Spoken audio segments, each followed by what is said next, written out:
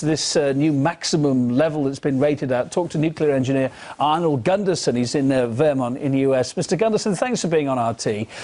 You've described yourself before this, the Fukushima disaster, as Chernobyl on steroids. Now, how worried should the world be that this disaster is now officially rated as highly as what we saw in Ukraine 25 years ago?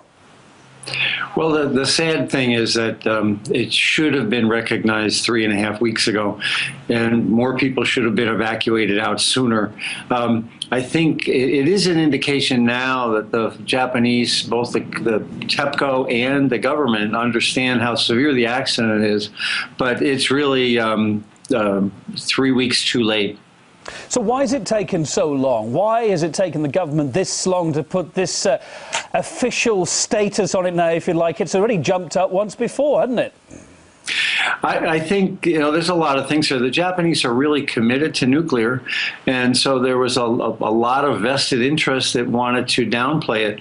I studied the 3 Mile Island accident, and I studied Chernobyl, and now this one, and it's pretty standard practice that when things are breaking, you seem to look for the best alternative as opposed to the most realistic one. And I think the Japanese wanted a nice outcome and believed whatever instruments gave them that indication. So what are we looking at here? I mean, taking what you said earlier on about the the comment you made about Chernobyl on steroids, I mean, are we likely to see huge areas of wasteland around the Fukushima plant that no one's going to be able to inhabit for decades? I mean, Japan's a very densely populated country. It's going to have a huge impact if that's the case, isn't it? Well, the luck, if there's any luck here, and really there isn't, but if there's any luck here, it's been that most of the time the wind has been going out to sea. Had the wind been going the other way, I think we'd see that scenario you just described already. The worst case is the Unit 4 fuel pool, which is has enormous amounts of plutonium and depleted uranium, like you had in the last segment.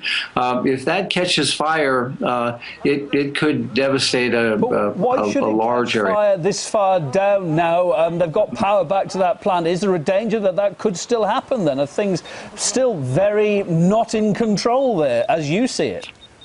Yeah, they don't have power to the fuel pool cooling systems at any of the reactors, and Unit 4 is the worst because that fuel pool has the freshest fuel. It's the most physically hot. And in addition, Unit 4's got a crack in the side of it. So even if they had water to cool it, it's going to run out the crack. That's the toughest problem on site right now. And what's your view over who was the best person to deal with this initially and as the weeks have gone by? Should it have been Tepco? After all, I guess they are the people that know all about it. But there again, they, I guess, want to look at their profits as well, don't they? And they want the best outcome for their company. Should the government maybe have done more and stepped in and diverted more central resources? I mean, it's easy for us to sit here and say that now, but of course, Japan was in a heck of a state at the time.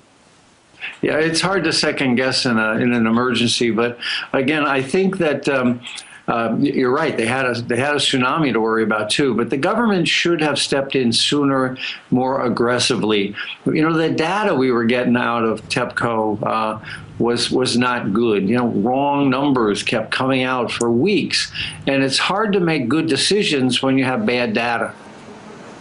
Well, Arnie Gundersen, thanks for being on the programme. Nuclear engineer, as you are, talking to us from Vermont in the US there. Appreciate it. Thank you.